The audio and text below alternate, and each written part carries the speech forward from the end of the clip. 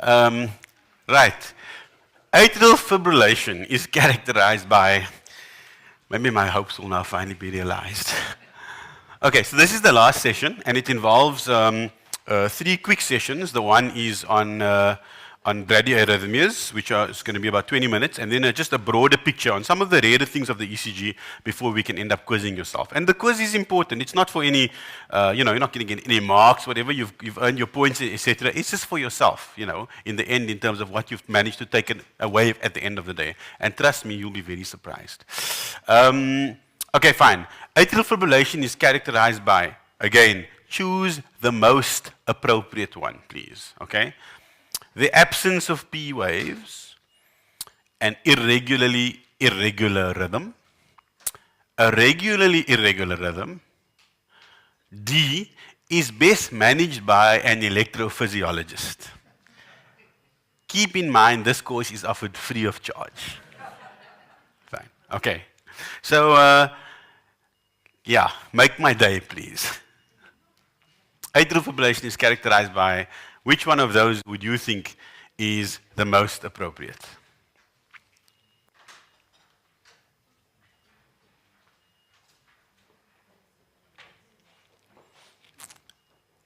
Yes.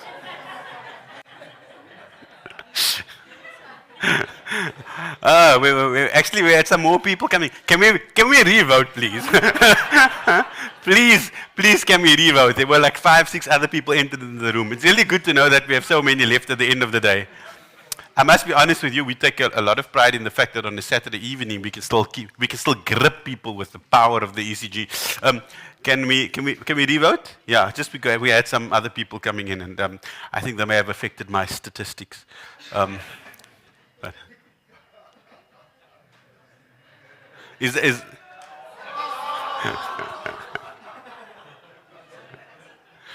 okay, right. I think someone in the room's obviously on their way to me for an ablation, so, they wanted some extra brownie points. No, I'm happy with the 97.6%. Right, fantastic. Look, I'd really like to finish the syllabus for the day.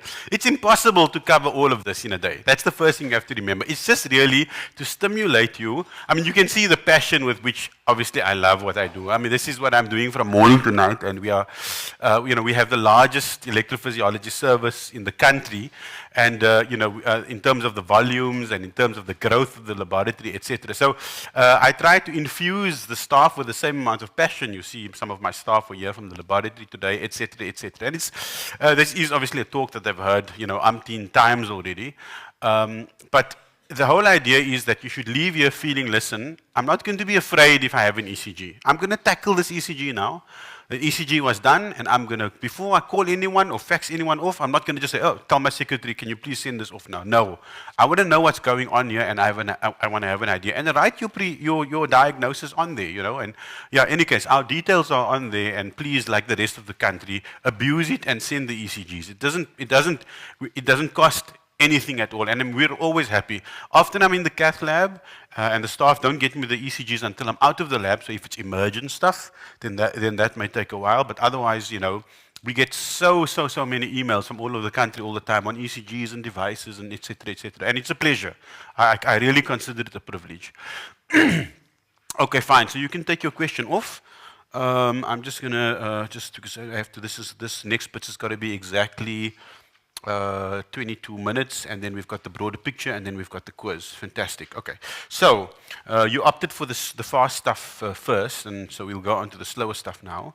And this is it's nice because you've heard much of this during the day, and so much of it is going to be familiar to you. And so it's a nice way to kind of move toward the end. Okay. And this is on bradycardia and heart block. And I spoke at length, passionately about the conduction system and the connection between the sinoatrial node and the interatrial fibers, which essentially cause spiral contraction of both atria, on the left-hand side being the bundle of Bachmann. And after that's contracted, all of that signal is then a passed into the junction box, which is the AV node, and the signal is processed, and that delay of processing manifests on your ECG as the PR interval. Thereafter, the signal zips down the bundle branches to the ventricle because of the fact that you have, insulated, well-conducted tissue, and it's extremely rapid conduction from the right ventricle to the left ventricle, and that's the reason why the QRS is so narrow. It's very, very fast. The slower the time that it takes to get down to the ventricles, the broader it is. So the moment you see that, you will tell yourself there is some delay in conduction to the ventricles. There is no reason for this QRS to be broad other than the fact that there is slowing of the signal in the lower chambers. Remember that the normal ECG is nice and narrow, that there's a P preceding every QRS complex. It's not the best example of sinus rhythm, but by now you know the inferior leads are positive. AVR in this case is a little negative deflection. It is sinus rhythm.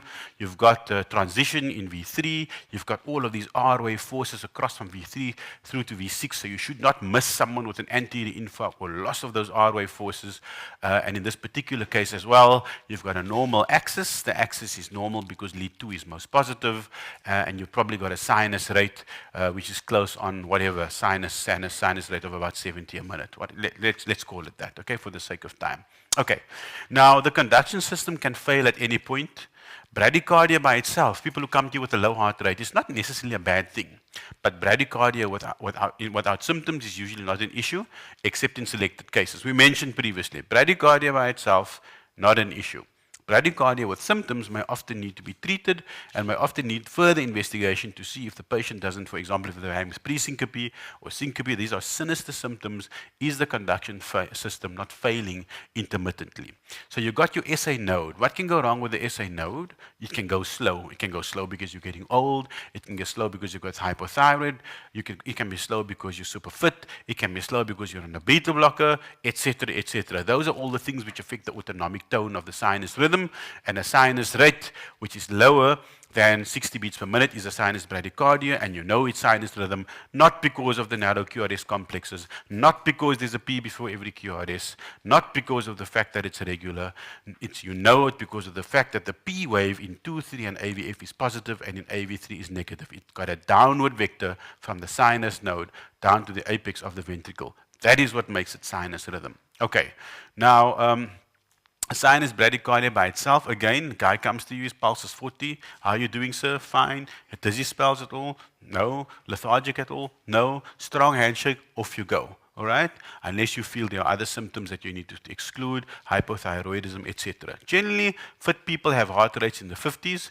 Athletes can have heart rates as low as 25 without a problem. It's a huge problem, especially in these maniacs on their, bicycles who are cycling, hundreds and thousands of kilometers a week, and then they cycle themselves either into athlete's heart or into atrial fibrillation, or alternatively, they get ventricular arrhythmia. So endurance sport is a very, very contentious issue in the EP world at the moment because it's associated with sudden death and certainly associated with significant fibrosis, in particular of the right ventricle. Okay, so it's again the old modicum in life. You've got to do it in moderation. In an 80-year-old lady who's nice and slow, chances are it's sinus node dysfunction. So I normally tell her, inside of the heart, Mrs. van der whatever, it's also going a little bit gray. And I normally say to the patient, like my hair. Okay, so, because most of the hair is not as gray as mine in any case. So fine, let's just say this, it's a degenerative process. As they grow older, the sinus node just gradually slows down. Typically, the patient has lethargy. They can have, exercise intolerance. They can start falling all about the place and blackouts, etc. And I mean, it's a significant problem, the sinus rhythm, which is slow. And if they've got symptoms from it, even if it's sinus rhythm, you must pace them. An atrial lead transforms their life, They get up the next morning and they want to run the comrades. It's an amazing transition from going to where you're just stuck at 50 and your body can't do anything more than 50 to all of a sudden, I've just turned open the current and you're now going at 80 minutes as your minimum. So symptomatic bradycardia, certainly an indication. Okay, and we've got an atrial pacemaker in now. How do you know it's an atrial pacemaker? So look very closely. At the rhythm strip, you see an atrial spike. Okay, and after the atrial spike, you see a little P wave. And again, use the rest of the ECG. There's the P wave, there's the P wave. Okay, so I've put in an atrial lead here, and all that I'm doing is I'm stimulating the atrium at a rate faster than what the sinus node can stimulate. Okay, so you're looking for those atrial spikes, which is a giveaway. Often the patients have got a lead in the ventricle as well.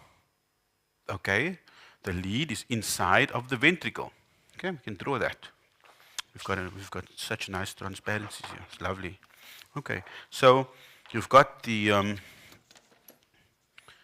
So where does the atrial lead sit? So the generator is normally on the left-hand side. Most people are right-handed. Okay, and I come in from here, superior vena cava into the right atrium, and it sits in the right atrial appendage. I screw a lead in there. So that's what you're seeing there. That's the atrial lead, and this one over here is just stimulating the atrium at the rate that you want it to.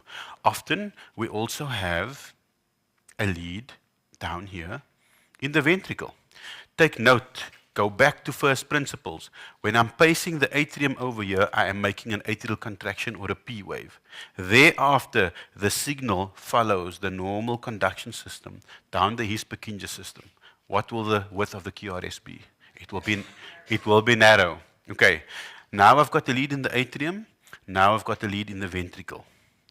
If I'm pacing the ventricle, what will the why? I'm miles away from the conduction system. My lead may be implanting somewhere over here, but I want to be running down here. That is the reason why a paced beat is broad. That is the reason why ventricular tachycardia is broad. It's away from the normal conduction system. It's a very critical,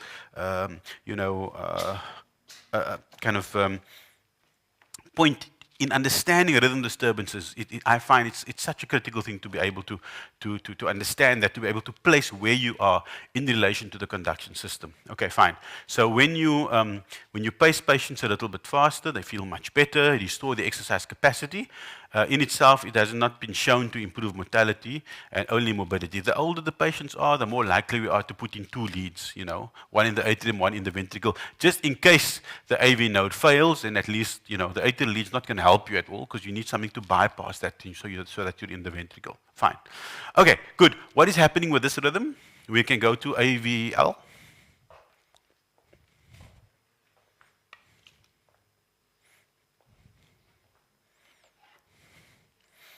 All right, it is that time of the day.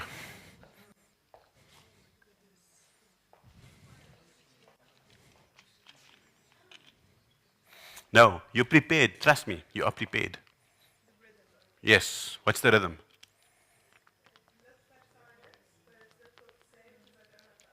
You don't have AVR. Yeah. It looks like sinus, Yeah. but I don't have AVL. Good stuff. Okay, fine. So that's in terms of whether the sinus rhythm or not. I reckon it probably is lead 2 is positive. Okay? So there's no reason why AVR is not going to be negative. Anything else that you see? Well, the rate changes. Excellent observation. The rate changes. Do you have an explanation for that?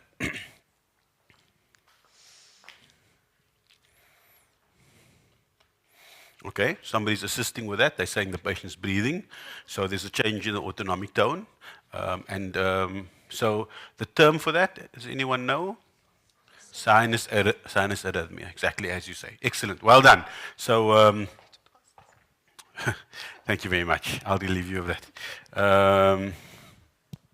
Well done. So sinus arrhythmia is just a phenomenon related to the vagal tone on the SA node, So often you see it more in patients who are either very fit or alternatively in younger people. It's very, very common in children. It has absolutely no pathological significance of note. All right. So that's a sinus arrhythmia. So not an issue, mediated by vagal tone, common in athletes. Moving on. Okay. Rightio. I can't wait. So, okay, nothing personal at all. Hello? Hello? Thank you. This is sinus rhythm. That's what I like. That's what I like. Okay, now, sinus rhythm, let's just. Okay. Right, sinus rhythm. Have a look. It's a narrow complex. Okay. Sinus rhythm, narrow complex, yes. It's 2, 4, 6, 8, I'm just repeating what he's saying. 1, 2, it's a bradycardia. I think it's about 12 or 13. Okay. 3, 4, 5, 6, 7, 8, 9, 10, 12. 12. That's it. Okay. Okay, maybe just a little bit over, eh? Yeah. No, you just look quickly. So that's fine. Probably a little bit over. Let's say maybe kind of a little bit more, 60, 70-ish. All right. Anything else on the ECG? I'm happy with most of what you said so far. Continue looking through the QRS complexes. It looks like it's a right bundle branch block. Excellent. Thank you very much. Okay. It's a tall R wave there in V2. A little bit of a slur in V6 as well over there. So you've got some of the other rhythm, narrow complex rhythm. You said the rate was about 70 odd, and you've got a right bundle. So far, I'm very happy. We have to go back to the sinus rhythm bits though. We have to go back to the sinus rhythm bits. Okay. So just think about it closely. How have you been diagnosing sinus rhythm for the entire day? Firstly, by looking at the AVR. Okay. And AVR, what would AVR normally do? It's supposed to be a negative P wave. It's supposed to be a negative P wave, right? Now, what is your AVR showing here? It's a positive. It's a positive P wave. Okay, fine. So now so you're not happy with the AVR any longer. Agreed? Yeah. Okay. Where else would you be looking? V2, V3. Lead 2, lead 3. What would you normally see? A positive P wave. Positive P wave, and you're finding? It's a negative. Excellent. Well done. So that's what's unusual about this rhythm strip. Can you explain what you're seeing by any chance?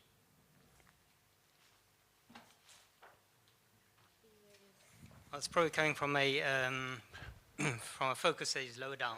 Excellent. Well done. Well done. He's actually gone and localized the focus, and that's just shows his understanding of the vector. So fantastic. So basically, the sinus node is there, the AV node is there, down here, over here, over here. In the right atrium over here, there is a little vein which runs around the mitral annulus, which is called the coronary sinus. Okay, and often you have foci which are sitting here. Now, normally in good old sinus rhythm, what we would see is the following. AVR is at your right shoulder. Okay, it's positive here. I'm going away from the positive. I'm going away from the positive, so it's normally negative. And I'm coming down, down, and I'm here down at the feet. Okay, where we've got 2, 3 and AVF, and 2, 3 and AVF, the P wave is positive. And he then just rechecked again, and he said, oh, but hang on, in this case, AVR is positive. Okay, why is AVR positive? Because the signal must be coming now from the bottom up. And how can I prove that? I'm looking at the feet at 2, 3 AVF, and now the signal is, in fact, if I look at the P wave, they're negative. Okay, so you've got an ectopic atrial focus, which is coming down from low down in the atrium. Spot on. Spot on. Okay, excellent. Well done. Can we just leave it on? Yeah, thanks. Okay. Good, fine. Low atrial rhythm, it's usually a benign phenomenon, okay? Good that you picked up the right bundle branch block. Don't forget, go through everything. What is the rate? What is the rhythm? What's the PR interval? What's the axis? Okay, now with the QRS, is the QRS narrow, is it broad? You can see how important it is to know what is the width of the QRS. Done with the QRS, amplitude, etc., width, etc., STs up, STs down, T waves up, T waves down. You cannot miss things if you do it that way. You cannot. And after a while, you'll just start to immediately it'll be pattern recognition, and you'll pick it up very quickly. Rightio. Describe the rhythm strip.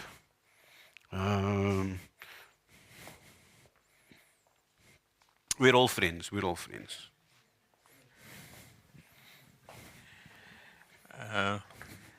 The rhythm is irregular, regularly irregular. Regular, irregular. I like that. The rate is about 42, so it's a bradycardia. It's a bradycardia. You've said it's an irregular. You said it's a bradycardia. What else? The QRS complex is narrow. The QRS complex is narrow. I'm happy with that. And I think the R waves are normal. Okay, I would concur with that as well. And I think there's a slight elevation of the ST segment. Yeah, there's some ST segment. Do you think it's just looking at the ST segment? Do you think it's pathological, or is this more of the benign type? Seems to me it's the benign type. Yeah, I'm completely with you. Huh? You see that little notching. It goes up first and then it comes down. ST segments which are pathological, they take off from here, whoops, and they go straight. Okay? You don't have this kind of thing. You don't have this kind of thing happening. All right? So here you've got the QRS. Okay? Look what it does. It comes down and then it goes up, and then you've got that. STs which are pathological, they do this, and they go straight up. All right, fine. There's one other little thing that you've not mentioned. I think maybe the P wave, I don't know. Yeah? What about the P wave? It's inverted. Okay. Right. Tell me quickly about that P wave over there. Is it upright or not? Yeah, it's upright, yeah. I mean, look, you may not be able to see, so you may just tell me if I. But okay. Yeah, that one is upright. Yeah. But then there isn't one on the second one. Aha. Okay, fine. And just a matter of the upright, we're looking at lead 2. You think we've got sinus rhythm? Yes. Probably, eh? Because lead 2, so it's coming from the top down toward the feet. Okay. So we've got a P wave, okay, and then we have a QRS, and then we have a QRS without a P wave. Okay. And then we have a P wave again. With Yeah, the and then we have a P wave again, and then we have a P wave again. And look at this P wave and its relationship to the QRS complex. And then we have another one, and then we have another one, and we have another one. So, any idea what could behave that way, or where are those QRSs coming from?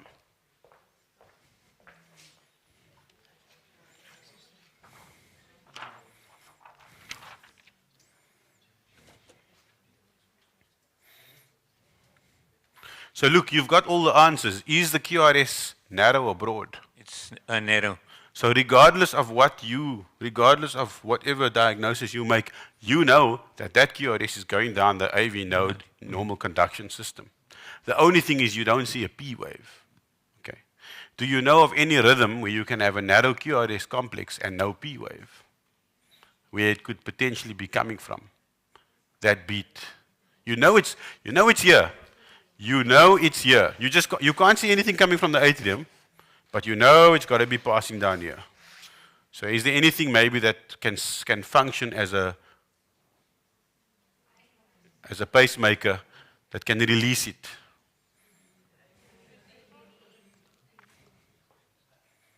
It's all that it is. It's not a tachycardia. You set the rate. It's a normal rate, but you are seeing beats which have got no P wave, but they are narrow. Okay, so the lesson from that one is that when you see narrow QRS complex tachycardia, narrow QRS, remember we said it with narrow complex tachycardias as well, and you cannot see a P wave, always ask yourself, is the origin of that beat not from within the AV node itself? Okay? In other words, from the junction. And the term for that beat would be a junctional beat. A junctional beat. Important. It's an important phenomenon to understand, because I'll tell you what happened. For there to be a junctional beat, this sinus node must all of a sudden have decided, I'm going to sleep. The sinus node was probably, for example, supposed to fire there to make the QRS complex, but it didn't. So the heart says, I'm supposed to be seeing a beat, I'm going to make a beat. And I'm going to make a beat which is narrow. So you know it's coming down the normal conduction system. So it's just escaping from the junction. So that's a P wave, a junctional escape. That P wave QRS time, I'm not convinced, is too short. So what happened here, eventually the sinus node wakes up, but at the same time the junction is saying, no, I'm going to send one down as well, just to make sure that the heart beats. You see that? P wave and junctional escape. That P probably did conduct to the QRS. Then the P. So this is, remember we're busy with sinus node disease. Typically this is what you see with people with sick sinus syndrome. The sinus node fires, then it just decides to shut up for a couple of minutes, then it fires, etc., etc. And then you've got a junctional escape, and eventually the P wave fires at the same time that the junction fires. Okay? And then the P wave comes first again. So thank you for that contribution. So junctional escape. Narrow complex beats without a P wave which is preceding it. Excellent. Excellent. Right. I'm going to put the screen off. So the other term for it is a junctional ectopic. So it's a beat which is coming from the junction box. No P waves are visible within the ectopics, despite the fact that you've got room to see them. In other words, you should be seeing a P wave coming in here beforehand to tell you, listen, it's a supraventricular ectopic coming from the atrium. But there's no P wave, so it must be coming from lower down. Earlier, there was no P wave from the sinus, no, but this was coming from lower down, from the lower down in the atrium. So now the lower atrium also failed, and so then the junction then decided, no, I'll take over, and I'll make the heartbeats along. The junctional escape typically has a rate of exactly 42 beats per minute. 42 beats per minute is escape. The escape rates in the heart, the conduction system, the higher you are, the faster it is. So junctional escape is 42. When you come all the way down to the ventricle, the escapes are between 20 to 30. The higher the escape, the more reliable. The lower escape, the less reliable. Okay? Fine. So that's your answer. All right. Here we have a patient, profoundly hypothyroid patient. Bismillah. No, that looks like a bradycardia. There's no, I don't see P waves. Bradycardia, he doesn't see P waves. I like that because immediately he said, oh, no sinus rhythm. He sees a bradycardia. You want to be more specific about the bradycardia, please? 1, 2, 3, 4, 5. It's regular. Okay, regular. Happy with that. The complexes are narrow. Complexes are narrow. Must be coming down the conduction system.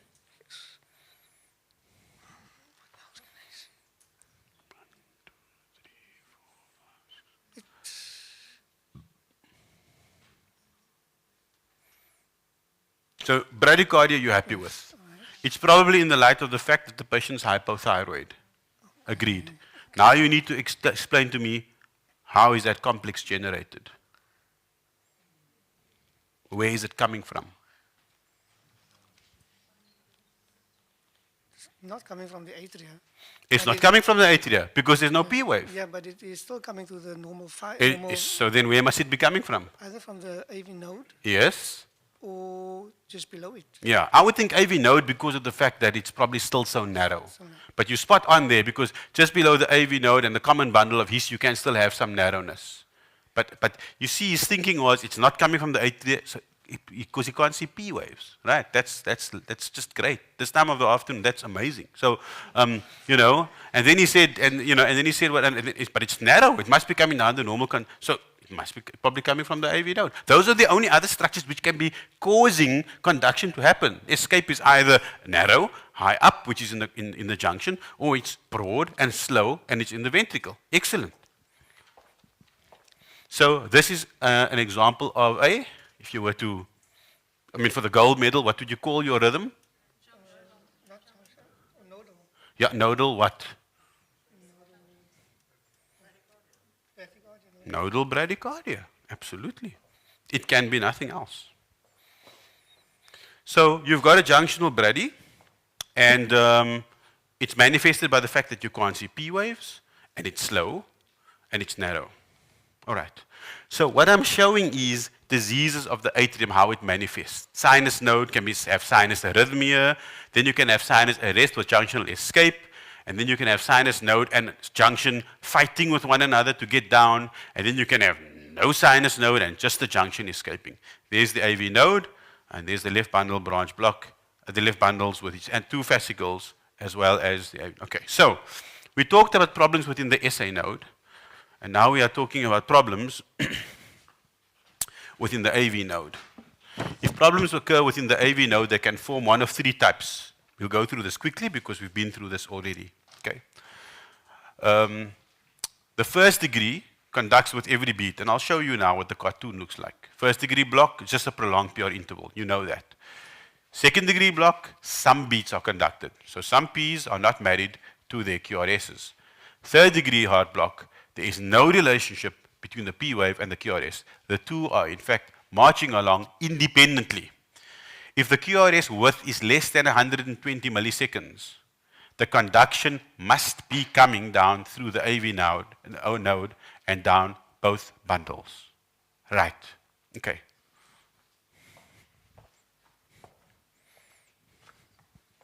It's reflexive. It's reflexive. Trust me, I've been here before, lots of times. Is a sinus rhythm or not?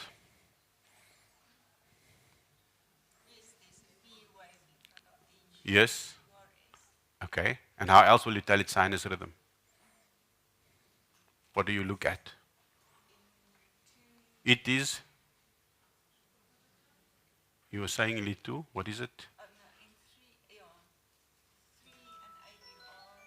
Yeah. Correct. So you've got a negative. It's negative, absolutely. Negative in AVR, positive in lead 2. So do you think it's sinus rhythm? What is the rate?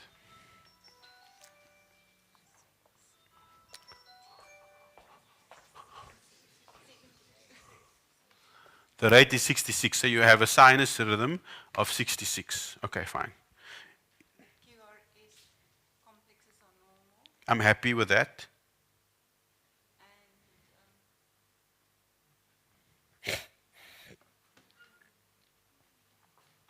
Now, before you come to the QRS, because obviously you also need to ask yourself, what section are we dealing with now? He spoke about this, the SA node and its problem. Now he's busy with the AV node and its problems. So, wat dink jy van die PR interval? Dink jy dis normaal? Ek stem, okay? So dit lyk vir my groter of meer as 200 millisekond. Daar. Okay. So wat noem ons dit? Daai verlengde PR interval.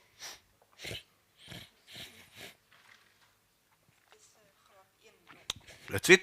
You done? You're out of here? Have a good night? Fine. First degree AV block. We just said, right? First degree conducts to every beat and has got a prolonged PR interval. All right, fine.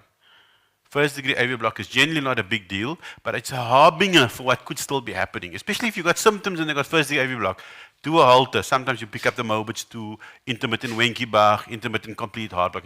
So don't be fooled by that first degree AV block if the patient's if the patient has symptoms. So what do? You see this a lot. Patient comes to you, young person, first degree a block, less than 45 years, refer for investigation if they're very young. Anyone old enough for ischemic heart disease, you will look for signs of an old infarct, especially particularly inferior infarct. Check for medicines that the patient may be on. All right. In an older person, it likely represents the beginning of conduction system disease. Look out for symptoms of higher grade block. What are those? Lethargy, dizziness, presyncope, blackouts. Don't treat or investigate unless you suspect this. And of course, in everyone with a slow pulse rate, check the thyroid. So this is basically what we know that the first degree AV block, we've seen the nice ECG, and it manifests with a long PR interval. Now the PR interval can get really long here, eh? 200 milliseconds, 300 milliseconds, 400 milliseconds. A little clue, the longer the PR interval becomes, the more likely the delay is in the AV node and not below the AV node. Okay? So that's something important to understand, because once you're thinking of delay the AV node, then you can tell yourself that it's something which the patient may be able to compensate for. But once you've got a disease below what we call infrahesion block, all right, and that you can't unfortunately tell because there the QRS can be just very, very, very kind of offy, 210, 220 milliseconds. Then the patient may end up becoming asystolic because they've got conduction disease below in the branches, etc. But the clue is the longer the PR interval, the more likely it is to be the AV node. Okay? Mobitz Type I Wenckebach, we've been through this before, prolonging PR interval and it drops a beat. Mobitz 2, a 2-to-1 block, we've seen 2 examples of that today. P, no QRS, P, QRS, P, no QRS, etc. And then third degree heart block, where if you mark out your P waves, you can see they march through, and then you generally tend to have some form of escape. It's normally not junctional, it will be a broadish, low QRS escape. Right, Wenckebach, what do? Nothing. Usually it's due to high vagal tone and can occur post-infarct like any arrhythmia. Okay? Patients are really symptomatic. If patients are symptomatic with Wenckebach, they're having dizziness, spells, etc., then you must do a 24-hour halter to see if they're having worsening symptoms, and then for the most part, they can be paced if necessary. All right? So you can pace symptomatic Wenckebach. So here you've got an example of actually what's supposed to be, I think, Wenckebach, but what looks like more than 2-to-1 to me, because I see a P there. And how do I know that's a P? Because I go all the way up and I see a P there, and I see a P there, and I see a P there. Same here. I see a P here, I see one here, I see one here, I see one here. Conducting with a very long PR interval. And then if you go up again, there's one in there, there's one in there, there's one in there, there's one in there, etc., etc. Okay?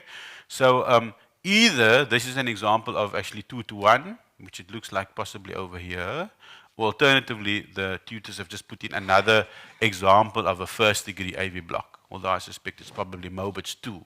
Right, and Mobitz 2 is because every second one is being conducted, or alternatively, you cannot predict when the P wave will lose the QRS. That's the classical Mobitz 2. P QRS, P QRS, P QRS, no change in the PR interval, P QRS, P, no QRS. That's the classical Mobitz 2. When you cannot predict when will the P lose the QRS. All right. Otherwise, it's 2 to 1 block, because you still don't know if it's Mobitz 2 or if it's Winkiebach. Okay. Mobitz 2 block, a 2 to 1 is always pathological. Strong possibility of needing to be paced, can progress to complete heart block. In the post-infarct scenario, as we spoke about this morning with inferior infarction, it is considered separately. Maybe a temporary pacemaker, reopen the artery, you may find that the heart block goes away. All right. Now, we've got another example. Right, I think we need to go, yeah. Okay, it can be joint effort as well.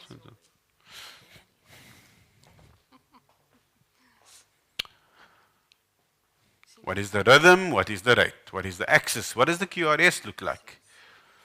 What is the STs? What are the T waves? Etc., etc. Okay, the rate is about 36. I like that. 1, 2, 3, 4, 5, 6. Okay, the PR time lengthens. Okay, it's PR time lengthens, Yeah. yeah. and then it drops a complex. Then it drops a complex, yeah.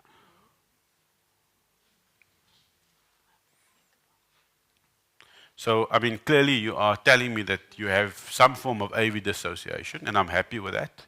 Are you able to be a little bit more specific? Yeah, looks like a Wenckebach. You think it's Wenckebach. So you are saying that PR longer, And then okay, and then, but now the next P should be this one here. Agreed? Very longer. The next P should be that one there, very longer. But what's that guy there? You see what I see, Cheryl? Yes. All right, so then if those P waves are coming regularly and the QRSs are narrow and regular, then it's probably a AV dissociation. Correct. Complete AV dissociation with probably some form of escape within the conduction system because it's very narrow, but it's got a right bundly thing, so I think it's low down within the conduction system, right? So, correct. So she picked up the complete heart block. And, you know, there are a few clues. I mean, in complete heart block, the escape is always regular, so that's the first thing, all right? And then the important thing is you must map out the P waves, all right? Don't just guess, because they catch you out all the time, all right? They catch you out all the time. So you've got a PP there. If I do one across like so, there may be a P in that T wave. If I take it all the way across there, I see another P. If I take it all across the way over there may be a P in the T wave, so I'm not seeing it. If I take it all the way across there, I see it there. And if I take it all across the way there, I think I see the P wave after the QRS complex. Certainly you can see it there. And if I take it there, it's now very clear after the QRS complex. These P waves are not associated with the QRS complexes, you know. And if you continue over here, because if you call it Wenckebach, you see, I made exactly the same mistake in my first year of being a registrar at cardiology. I had a fever, though. And it was one of my first calls at Gritskeer. And Basil Leviton was just not impressed with me the next morning. In any case, I ended up becoming an electrophysiologist, so I think I made good for that. But yeah, and so essentially the PP interval, yeah, it catches you out there. But even if you were to say, as you said, that's the one which is very long, and that's the one which is dropping, the guy which gives it away is here. And then, of course, you can then map them out there and there and there. So in that case, exactly the same thing happened, but the missed beat, that P, the P that gives it away was the last beat on the QRS complex, and I had not looked there. So, you know, it was my fault. So that will teach you. You map them all out and you look at the entire rhythm strip. So yes, this patient's got third degree heart block, must be paced. Post-infarct scenario aside, complete heart block is usually paced. If in the context of drugs, thyroid, hyperkalemia, decision is made case by case. Outside of these scenarios, untreated complete heart block has a 50% mortality at 1 year. Very, very high. You're not going to leave someone with AV dissociation. And of course, sudden death is a possibility. Yeah, probably not a bad idea to admit the patient. Okay. Kind of higher grade, and more for like people sitting very close to the screen.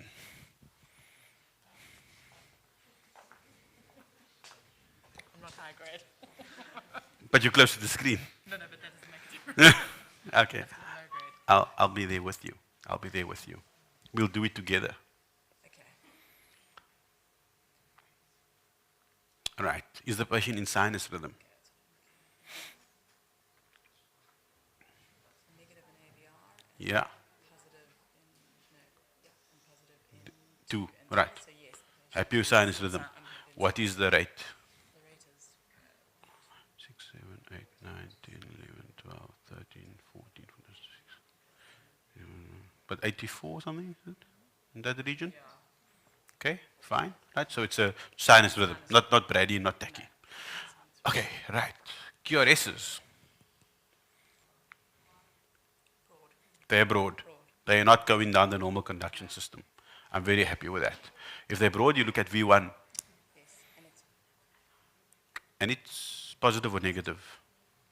no, it's not. It's negative. Yeah, the most bits, I mean, you're looking at the spike. Yeah? So it's negative. Yeah, looking at the QRS bits, not the T wave. The QRS is negative. So what kind of bundle branch block do you have?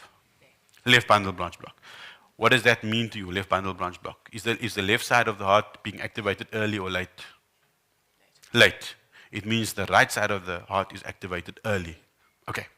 Do you know of a scenario that can give you, okay, a bundle branch block pattern, left bundle branch block pattern, okay, meaning that the right side of the heart is activated earlier? Is there any, kind of maybe, we went through the causes of right bundle earlier, and we went through the causes of left bundle earlier. But I don't want you to check there now. We're just thinking about it, right? You know for sure that this thing isn't originating in the conduction system. It's somewhere in the ventricle, and you can tell from the left-hand side that the right is early, so it's somewhere in the right ventricle. Do you know of anything that you can put in the right ventricle that can maybe give you a left bundle type of morphology like so? In the light of everything that we've just been speaking about, people falling over and losing consciousness and, complete heart block, Yes, absolutely, absolutely.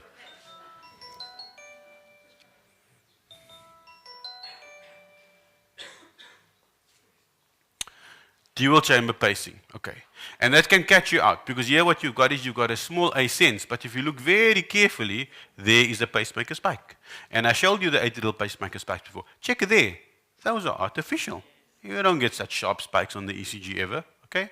That shouldn't be there. So this is a dual chamber pacemaker. How do you know? Because the QRSs are related to the P wave. So some way or the other, the P and the QRS must be communicating. So it can only be via two leads. There must be a lead in the atrium, must be a lead. Well, you know already there's a lead in the ventricle. That's why it's broad, right? And it's sensing the A, so there must be a lead in the atrium. That's why you'll describe this as a dual chamber pacemaker, A sense, V pace. That's what you're seeing. So it senses the atrial contraction, and then it makes a ventricular contraction, okay? And you can determine the PR interval by setting the sensed and paced AV intervals. All right, well done. Okay, temporary pacing. 5 hard indications for the temporary pacing wire: syncope at rest, end organ failure, escape VT, HP with anterior infarct, which is heart block with anterior infarct, acutely alternating left and right. So these are the only times we really have to push in the temporary. Some people would include a broad escape, but sometimes you can use external pacing for this. Pacing wire complication rates are very significant. They perforate, they cause infection, etc., etc. They make patients dependent, so you must consider it very carefully before you put it in. And then lastly, you have the conduction system and the fascicles. You have the right bundle and you have the left-sided fascicles. And we're going to move over onto the, I think we're almost in time for the quiz. We've got exactly 5 minutes. Fine. So I'm going to wrap this up with you quickly. Here you have a patient. We're talking about the conduction system. Can we just quickly, just from the audience, get some, some feedback? Is the patient in sinus rhythm? Right. What is the axis? Axis appears to be normal. What is the rate?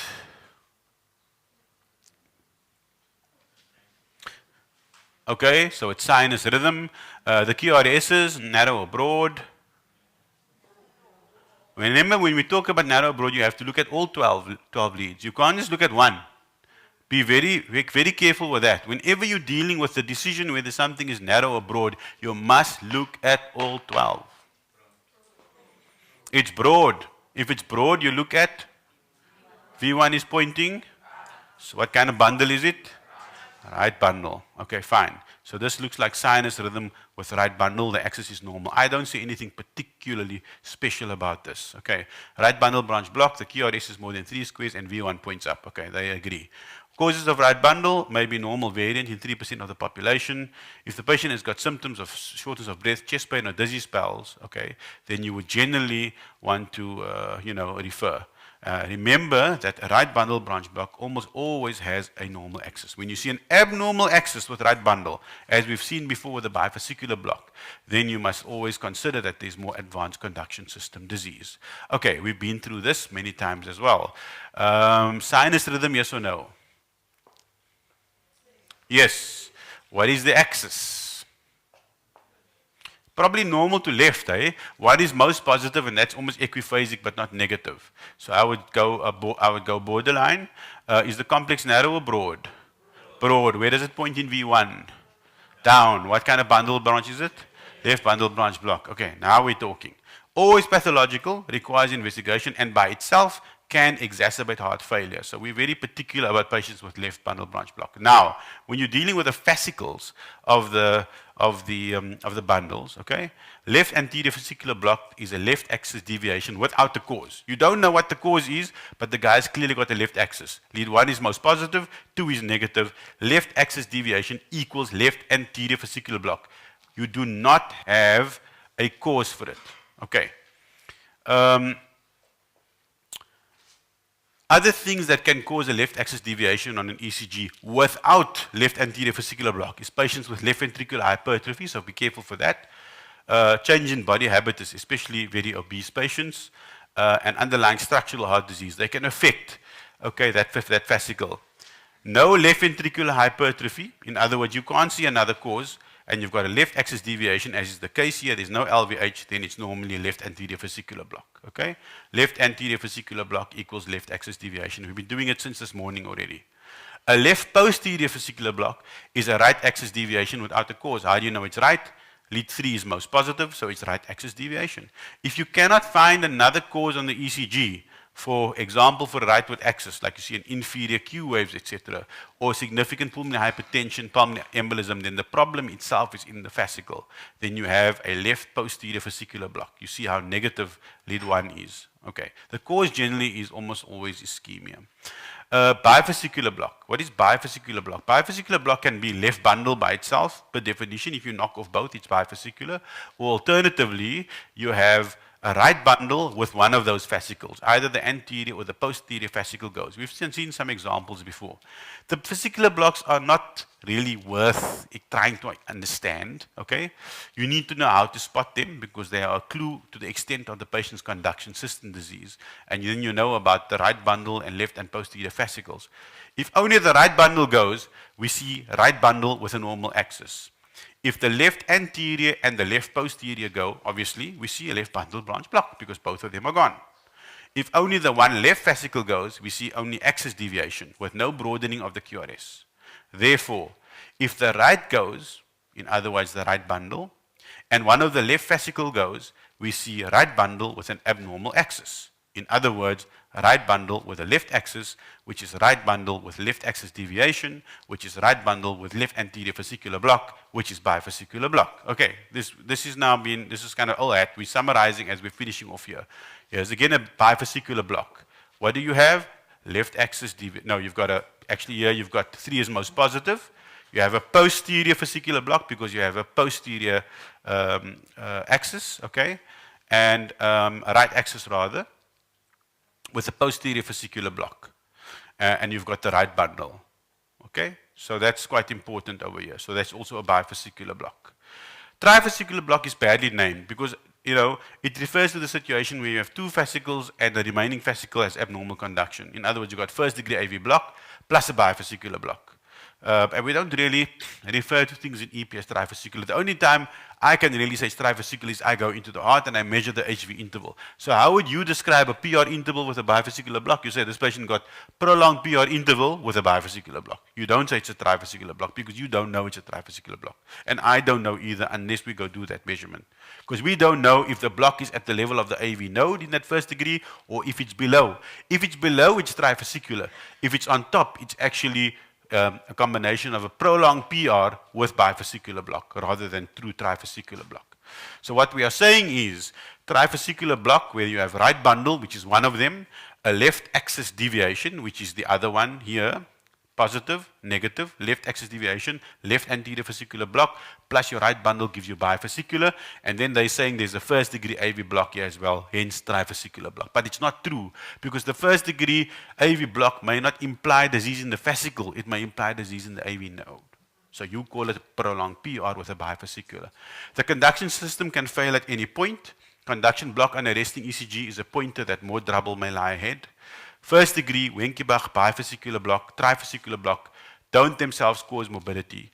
And they make it more likely that the rhythms may also be intermittently occurring that can cause morbidity. Okay, fine. Now, the test itself takes 20 minutes. I'm exactly on time for 5:30, and I want to take the last 5 minutes to just complete the broader picture lecture so that you've had all the stuff that you've actually supposed to have come here for today. And sometimes we can't do that, but we have a 5 minutes because you have got the 20 minutes left. Okay, so let me just close that.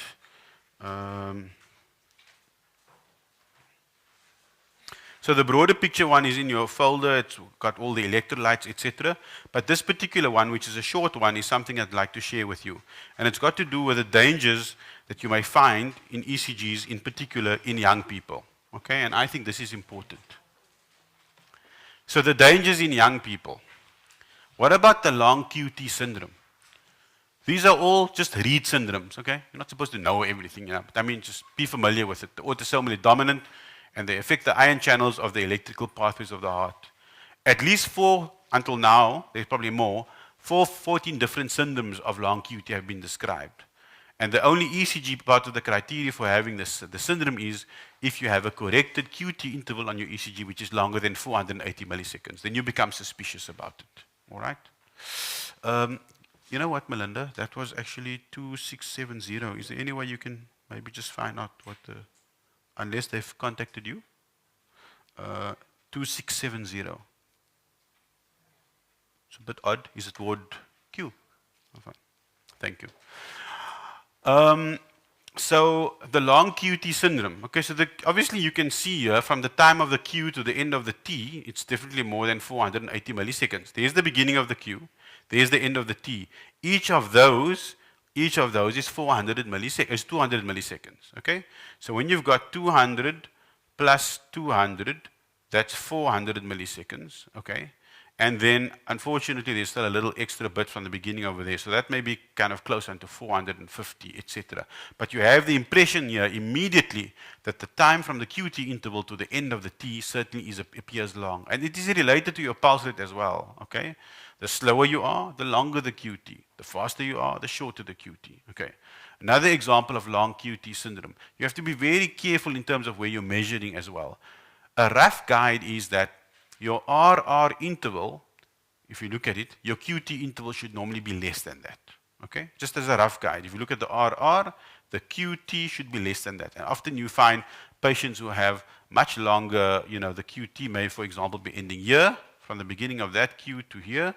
All right, remember you're looking at all the leads, and then that seems to be more than the RR interval. It can be very subtle, very, very subtle, and you get caught out all the time, and people end up dying because of it, and it becomes a huge problem. Okay, the problem with long QT is that it predisposes to polymorphic ventricular tachycardia. Polymorphic VT is one of the examples of them is Torsades de Pointes. The main risk of a long QT syndrome is that of Torsades and VF, and these patients can often present, young children presenting with fainting spells. Every time they come to the doctor, fainting spells. They go to they go to that neurologist, said epilepsy, go to that guy. No one does the ECG to measure the QT interval. And what they've been having is this stuff, okay? They get polymorphic VTAC, and then they pass out, and then suddenly they die. In fact, this condition is implicated strongly in the entity of cot death. Very strong association between long QT syndrome and people who lose infants within the first year. Irma.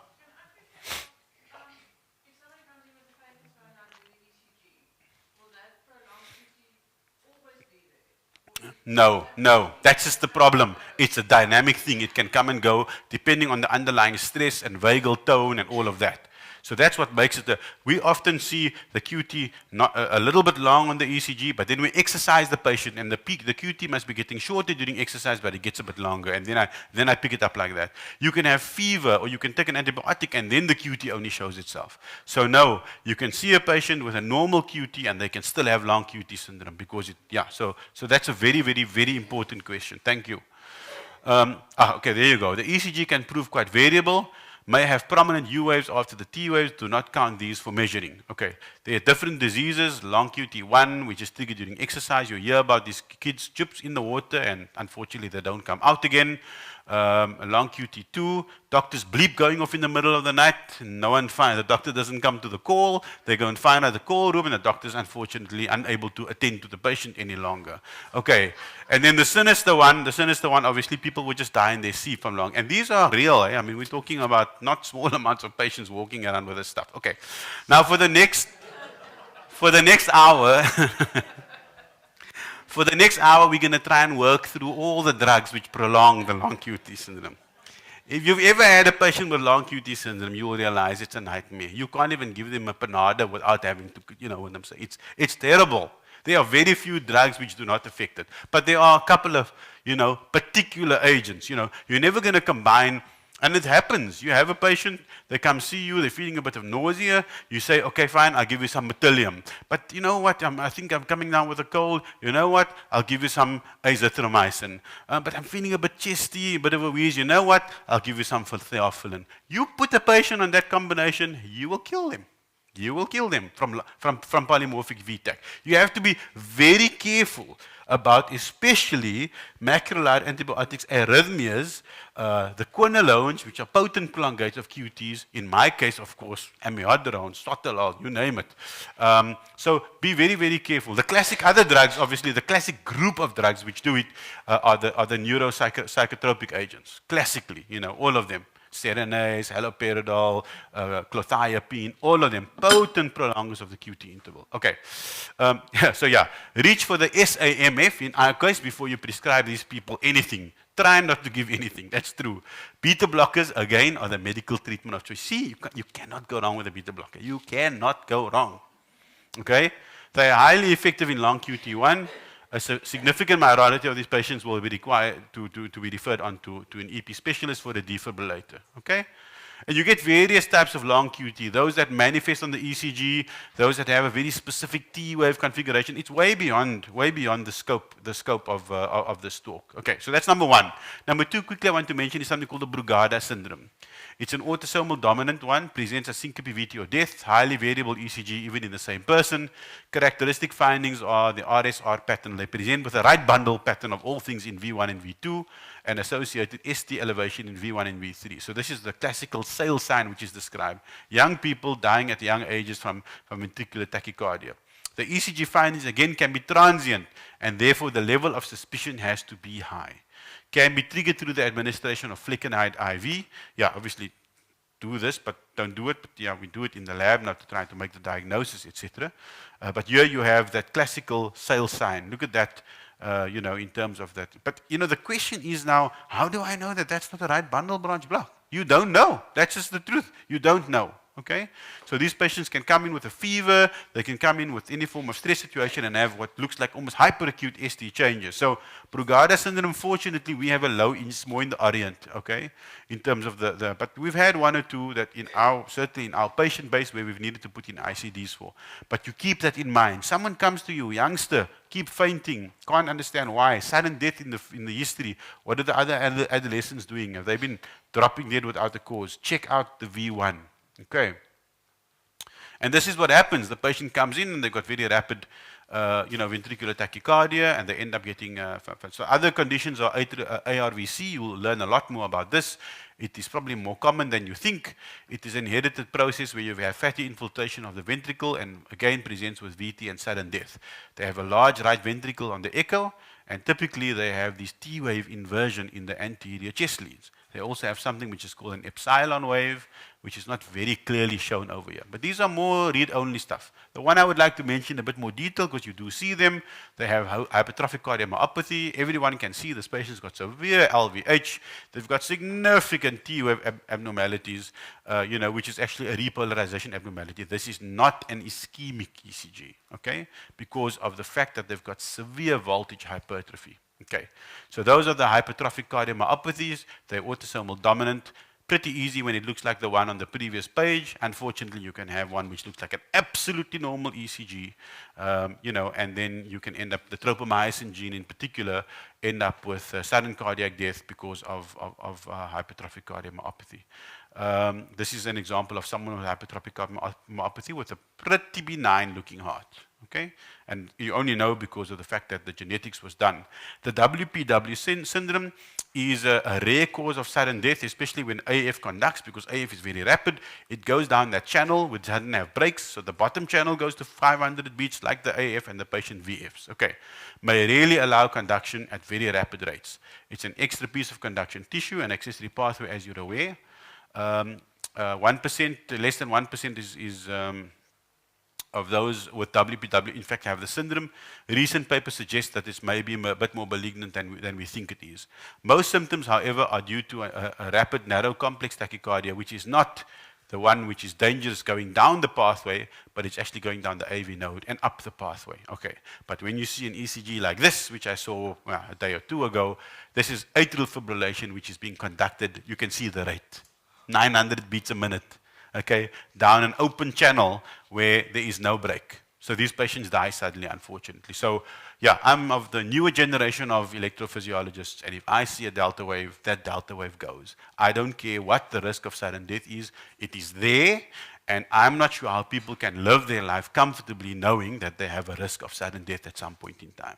So I don't believe in, the pendulum has swung a few times in terms of, because the risk of ablation, etc. No. We have a very, very, very low incidence of complications. And I'm more than happy to recommend ablation in anybody with WPW syndrome, whether they are asymptomatic or not. Because before in the past, we used to say, wait until the patient's got symptoms. Wait until they have palpitations. Wait until they've had syncope. What if that happens to be the first time that they actually present with the thing, So, any case, it's contentious, and I'm sure there will be electrophysiologists who will argue vehemently with me about that, but that is my feeling. Okay, here example of a left-sided pathway. You can see the short PR interval and the slur upstroke delta wave. It's a very nice example. Again, tall R wave V2. I've given you the list about 20 times today. WPW has to be considered. Okay, this is an example of a right-sided pathway. Okay, check the PR interval in all the leads, and you'll see here the PR is actually almost married with the QRS. Why? Because the sinus node is sitting on the same side of the pathway. So it's just jumping from the sinus node onto the pathway, into the ventricle. That's broad. So therefore, it's pre-excited. Okay, drugs, cocaine, all of that. Yeah, I mean, we're more like a tick kind of group. I don't know I can't afford coke. But in any case, don't feel overwhelmed. Okay, have a high index of suspicion. If the ECG looks odd, then just refer. Rather, just ask. Okay, syncope, people, is a bad sign. It's a sinister symptom. It always troubles me if somebody's having blackouts and I don't have an explanation. Okay, these are dangerous ECGs. But most doctors have never seen them, the ones I've shown you now. But then again, most doctors aren't looking, right? So if you turn around your program that you've had, And, oh, sorry, that's the CPD evaluation. Yeah. Equally useless. But apparently it's important for Mediclinic. Please fill those in. Please fill those in. Okay, but in your book somewhere, or if you have a blank page, okay, we are going to go through a quick quiz, which is going to take us to the next 15 minutes. We're supposed to be done at 6 o'clock, and I generally, pride myself about the fact that I'm never late. So can we, well, never late for finishing the meeting or rather. So can you get a page, and then I'm going to put up an ECG quiz, and all that you are going to do is you are going to write down the answer. And after you've written down the answer at the end, we will say, look, tally up, and by show of hands, we'll have an idea how we've done today. It's nothing personal, no names, no one's going to be handing anything in. It's about what you've managed to achieve today, and you'll be surprised. Let me just check if there's an emergency here.